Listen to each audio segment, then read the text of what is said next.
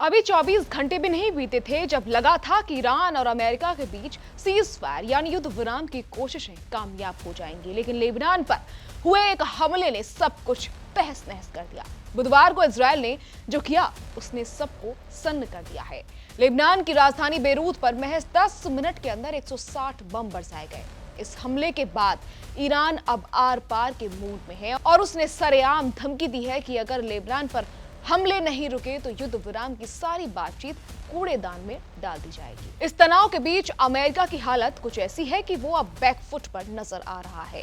अमेरिकी उपराष्ट्रपति JD Vance को सफाई देनी पड़ी कि इजरायल सिर्फ सीमित हमला करेगा, लेकिन सवाल यह है कि क्या 160 बम गिराना सीमित हमला होता है? ईरान ने तो इसे सीधे तौर पर धोखेबाजी बताया है। ईरान के विदेश मंत्री ने पाकिस्तान के प्रधानमंत्री वाले उस ड्राफ्ट का हवाला दिया जो अमेरिका की तरफ से आया था, जिसमें साफ लिखा था कि लेबनान पर भी हमले रुकेंगे। अब यह एक सवाल है कि आखिर इजरायल ऐसा कर क्यों रहा है। देखिए, इसके पीछे दो बड़ी वजह सामने आ रही है। रिपोर्ट्स के मुताबिक पहली वजह है अमेरिका के राष्ट्रपति डोनाल्ड ट्रंप का साथ। कहा जा रहा है कि जब ट्रंप ने नेतन्याहू को फोन किया तो नेतन्याहू ने साफ कह दिया था कि वो लेबनान पर हमला जारी रखेंगे और ट्रंप ने इस पर अपनी सहमति दे दी। दूसरी वजह है हिजबुल्लाह। इजरायल को लगता है कि 2024 के हमलों से हिजबुल्लाह कमजोर तो हुआ था, लेकिन अब वो फिर से खड़ा हो रहा है। इजरायल किसी भी कीमत पर हिजबुल्लाह को पूरी तरह खत्म करना चाहता है ताकि भविष्य का खतरा ही मिट जाए।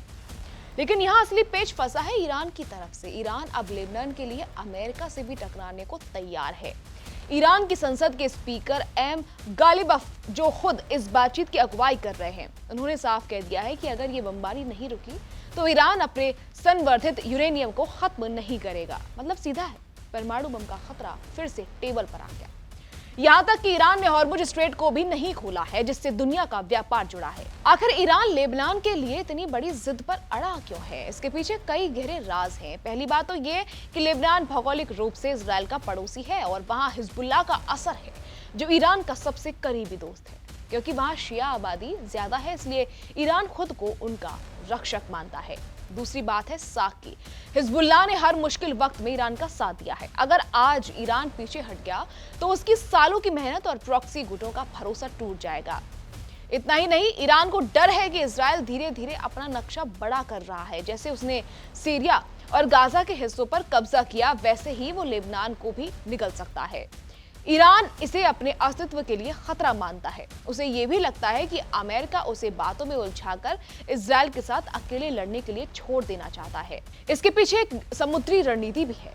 ईरान पहले ही फारस की खाड़ी और लाल सागर में अपनी ताकत दिखा चुका है और लेबनान के जरिए उसकी नजर अब भूमध्य सागर पर है। कुल मिलाकर स्थिति यह है कि एक तरफ इजरायल की जिद है, दूसरी तरफ ईरान की परमाणु धमकी और बीच में फंसा है वो युद्ध विराम जिसकी उम्मीद पूरी दुनिया कर रही थी।